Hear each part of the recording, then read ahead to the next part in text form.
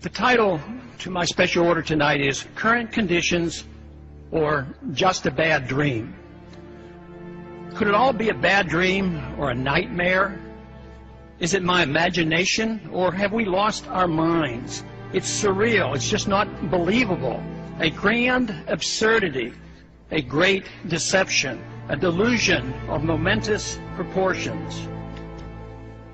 Based on preposterous notions and on ideas whose time should never have come. Simplicity, grossly distorted and complicated. Insanity, passed off as logic. Grandiose schemes built on falsehoods with the morality of Ponzi and Madoff. Evil described as virtue. Ignorance pawned off as wisdom. Destruction and impoverishment in the name of humanitarianism. Violence, the tool of change. Preventive wars used as a road to peace. Tolerance delivered by government guns.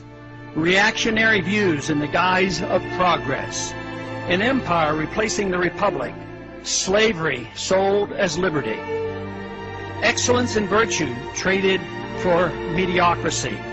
Socialism to save capitalism. A government out of control. Unrestrained by the Constitution, the rule of law, or morality. Bickering over petty politics as we head into chaos. The philosophy that destroys us is not even defined. We have broken from reality, a psychotic nation. Ignorance with a pretense of knowledge replacing wisdom. Money does not grow on trees, nor does prosperity come from a government printing press or escalating deficits. We're now in the midst of unlimited spending of the people's money, exorbitant taxation, deficits of trillions of dollars spent on a failed welfare warfare system, an epidemic of cronyism, unlimited supplies of paper money equated with wealth, a central bank that deliberately destroys the value of the currency in secrecy, without restraint, without nary a whimper. Yet, cheered on by the pseudo-capitalists of Wall Street, the military-industrial complex, and Detroit. We police our world empire with troops on 700 bases and in 130 countries around the world. A dangerous war now spreads throughout the Middle East and Central Asia. Thousands of innocent people being killed as we become known as the torturers of the 21st century. We assume that by keeping the already known torture pictures from the public's eye, we will be remembered only as a generous and good people.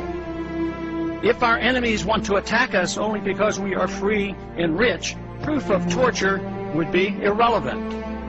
The sad part of all this is that we have forgotten what made America great, good, and prosperous.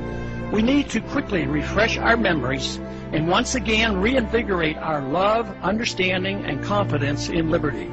The status quo cannot be maintained considering the current conditions. Violence and lost liberty will result without some revolutionary thinking. We must escape from the madness of crowds now gathering. The good news is the reversal is achievable through peaceful and intellectual means, and fortunately, the number of those who care are growing exponentially. Of course, it could all be a bad dream, a nightmare, and that I'm seriously mistaken, overreacting, and that my worries are unfounded. I hope so, but just in case, we ought to prepare ourselves for revolutionary changes in the not-too-distant future.